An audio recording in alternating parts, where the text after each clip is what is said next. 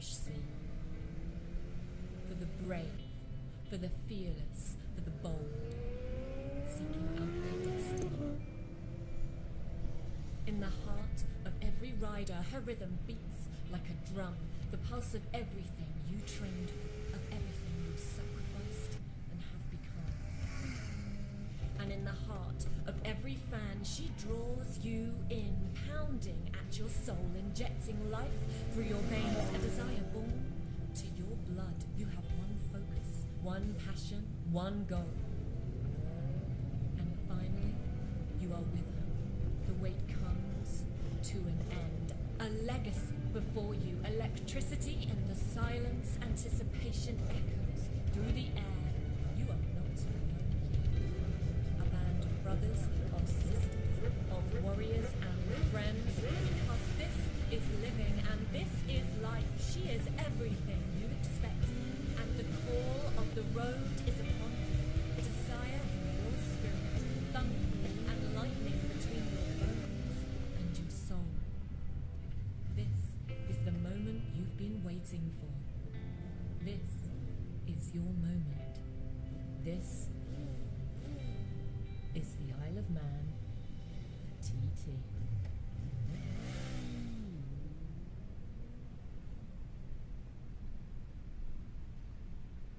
Salut à tous et bienvenue pour cette nouvelle petite vidéo. Une vidéo un petit peu particulière aujourd'hui parce que je vais vous parler d'un jeu vidéo. Alors jeu vidéo, oui et non j'ai envie de dire. Pour la simple et bonne raison que là, je trouve qu'on a passé une étape. Je m'explique. Je dis pas que je fais du gaming depuis quelques années, mais j'ai testé pas mal de jeux de simulation, voiture et pas mal de jeux de moto. Et là je dois dire qu'en matière de moto, ce jeu-là me fait oublier à peu près tout ce que j'ai essayé. Je parle au niveau rendu de pilotage entre guillemets. Il y a un excellent opus d'un jeu qui était sorti par Polyphony Digital il y a quelques années de cela, qui portait le même nom, qui s'appelait Tourist Trophy, mais qui n'avait rien à voir avec le Tourist Trophy, puisqu'il s'agissait ni plus ni moins que d'un Gran Turismo version moto. Alors c'était plutôt sympathique, on gagnait des étapes, des permis, on achetait tout un panel de machines diverses et variées, et on pouvait évoluer sur divers circuits. C'était très sympa, bien foutu. Mais voilà, quand je l'avais acheté, je voyais Tourist Trophy, je m'imaginais qu'il y avait le circuit de l'île de Man dedans, et non. Et quelques opus il y a quelques années de jeux comme le Manx GP ou des choses comme ça, mais bon, qui étaient très typés arcade, pas beau, enfin bref, les jeux de l'époque. Et là, il y a quelques temps, quand j'ai entendu que Big Ben allait sortir ce truc-là, j'ai dit putain, j'ai vraiment hâte de voir ce que ça va donner. Le jour de sa sortie en version PC, qui fut dit fut fait, et je l'ai installé, et là je me suis pris une méchante claque. Malgré le fait que j'avais écouté quelques vidéos auparavant m'indiquant que c'était assez bizarre, c'était inconduisible, dès qu'on touchait les freins la moto partait en sucette. Bref, j'avais pas vraiment de retour. Alors je sais pas si les personnes qui avaient fait les tests de ce jeu roulaient à moto. Toujours est-il que j'étais un peu mitigé. C'est pour ça que j'ai attendu la version PC, qui est quand même nettement moins onéreuse que la version console, puisque là on est sur quelque chose, j'ai dû le payer 25 €, et la version console est à quasiment 70 €. Donc là effectivement, peut-être que 70 € pour un jeu qui est entre guillemets dont on a, j'ai pas envie de dire qu'on en a vite fait le tour, et vous allez vite comprendre. C'est un jeu qui reste un peu entre guillemets monotype, dans le sens où là il n'y a pas de tuning, il n'y a pas de fioriture, on n'est pas là pour préparer les performances de la moto et tout ça. Je veux dire, les motos elles marchent fort de base, donc il n'y a pas besoin de faire autre chose. Et on n'est que sur de la session circuit, on est d'accord, il n'y a pas d'étape où on va gagner, voilà, on gagne des courses, on monte dans une carrière et ça s'arrête là. Donc effectivement, je peux comprendre que là, 70 balles pour une version PC, console, pardon, ça peut faire un peu cher. Quoi qu'il en soit, en version comme ça, il est juste génial, et je vous promets que pour ceux qui ont qui veulent faire un peu pour se détendre ou autre, il vaut vraiment le coup. Il vaut vraiment le coup. Il demande un temps d'adaptation parce que il est assez compliqué à prendre en main. Je vais être franc avec vous. Si on veut commencer à tartiner un peu, mais alors putain quel pied. C'est bien foutu quand même. Il y a comment on appelle McGuinness qui a participé au développement de ce jeu, donc qui a complètement aidé l'équipe de la topographie et tout ça à faire les repérages du circuit. C'est vraiment ultra bien foutu. Donc là je vous fais une petite présentation succincte, je vais vous montrer un petit peu vite fait.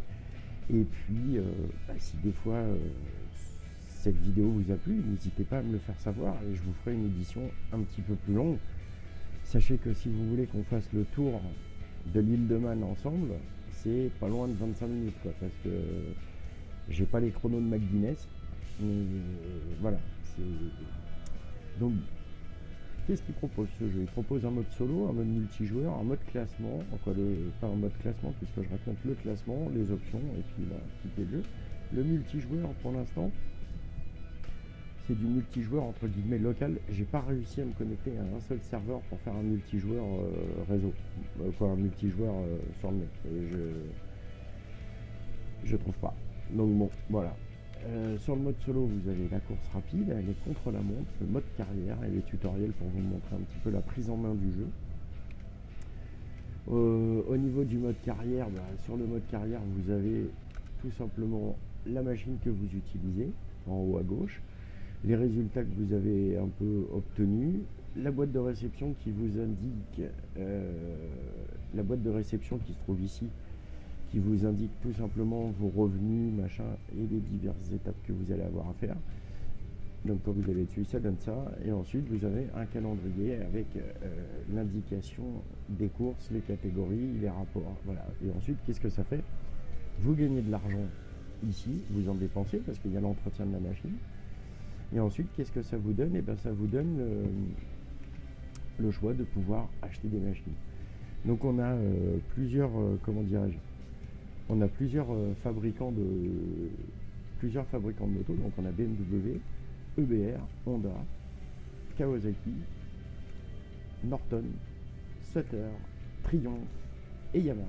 Yamaha, je suis un petit peu déçu, il n'y a que la R6. Peut-être pas de R1 qui était engagé en Titi, mais bon, voilà. Honnêtement, c'est assez complet. Il y a les motos de toutes les grandes stars. C'est vraiment cool, quoi. Vraiment, vraiment, vraiment cool. Moi, je suis fan. Donc, on va faire un petit tour, histoire que vous voyez un petit peu, histoire de comprendre. Donc, voilà ce fameux circuit. 60 bornes. Et c'est juste une tuerie. C'est vraiment bien foutu.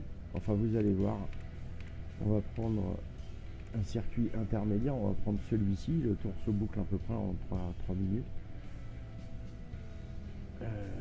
Non, c'est génial.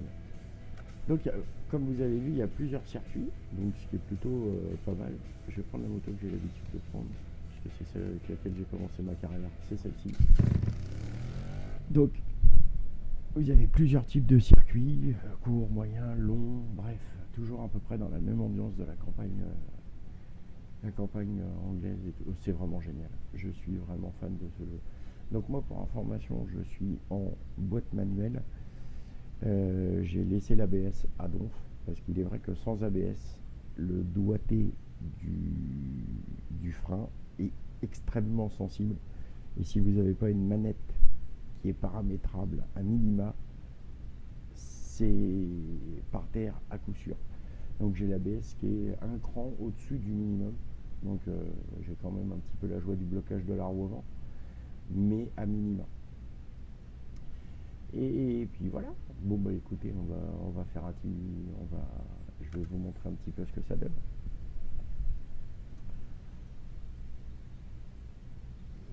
Donc, comme je vous ai dit, boîte manuelle, pas d'anti-patinage, pas d'anti-wheeling. Ah mais alors attendez, je vais vous mettre dedans. Voilà. Bon, on va commencer, on va partir tranquille, hein. On va pas vomir tout de suite. Déjà le son de la moto est vachement bien retranscrit. Le rapport à la piste est vraiment bien foutu. Il y a vraiment des... Alors comme je vous dis, j'ai une manette qui est vraiment bas de gamme, donc j'ai pas le... Mais je pense qu'il doit y avoir moyen d'avoir beaucoup plus de sensations avec des manettes très actuelles, des vibrations de ouf.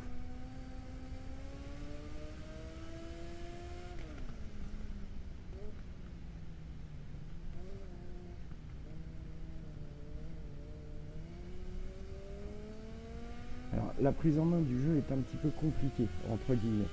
J'ai envie de dire qu'au début, on a l'impression qu'on est tout le temps par terre, mais il faut absolument... vous êtes obligé de connaître les circuits, sinon ça ne marche pas. Ça... Ce jeu vous ramène un peu d'humilité. Et si on veut faire des temps, bah, faut rouler, quoi, il n'y a pas de secret. Petit délestement de l'avant, là, c'est vraiment bien foutu.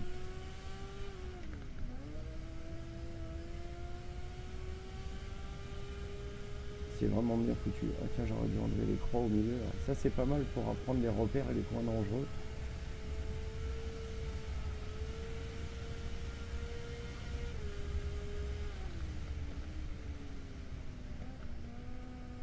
C'est vraiment, vraiment, vraiment excellent.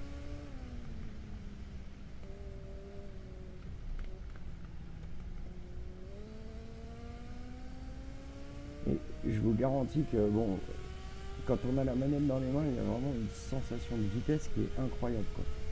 Alors bien sûr, on prend pas le vent, tout ça, je suis d'accord, pour les plus perfectionnistes d'entre vous. Mettez-vous un ventilateur derrière l'écran, ça vous fera du vent. C'est vraiment super bien foutu. Je veux dire, c'est hyper détendant, c'est vraiment sympa.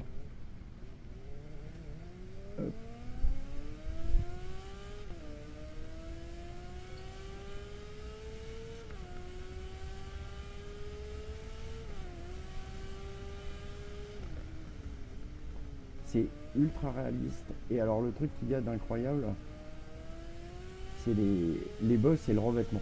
Vous sentez vraiment la moto qui tape des délestements et on le sent vraiment, c'est assez hallucinant.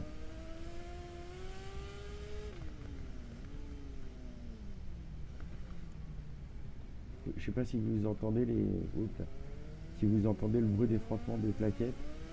On voit les bestioles qui viennent s'éclater sur le tableau de bord, à quoi sort la bulle. Non, c'est vraiment génial. J'ai tendance à trop serrer sur celui-là à chaque fois.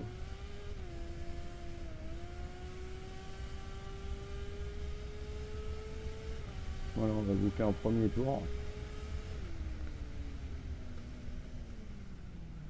Et après, vous avez votre fantôme. Donc ça, c'est le mode contre la montre qui est vraiment bien foutu. Voilà. Si vous avez un PC qui est en mesure de faire tourner ce jeu, je vous le recommande à 2000%. Honnêtement, c'est un bon moyen de se détendre. C'est très agréable à jouer. C'est vraiment sympa. On n'est pas sur un jeu arcade. On a vraiment un petit sentiment de simulation derrière qui est vraiment super sympa. Honnêtement, je vous le conseille. Si vous n'avez pas le PC qui le fait tourner, parce qu'il faut quand même une configuration qui est un petit peu... faut un PC avec un minimum, on va dire. Voilà. Attendez peut-être quelques occasions pour le retrouver sur d'autres plateformes comme Xbox ou PlayStation. Et là, à ce moment-là, vous êtes sur le même rendu de jeu, il n'y a pas de souci.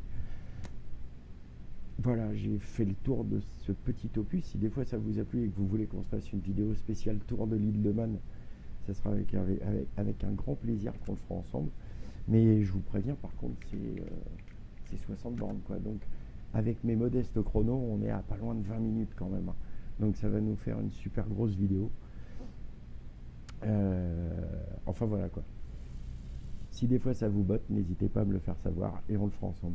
Si la vidéo vous a plu, n'hésitez pas à la partager, la liker. Je sais que cette vidéo était d'un format un petit peu particulier pour les aficionados qui ont l'habitude de me voir en moto et porter des coups de gueule et autres.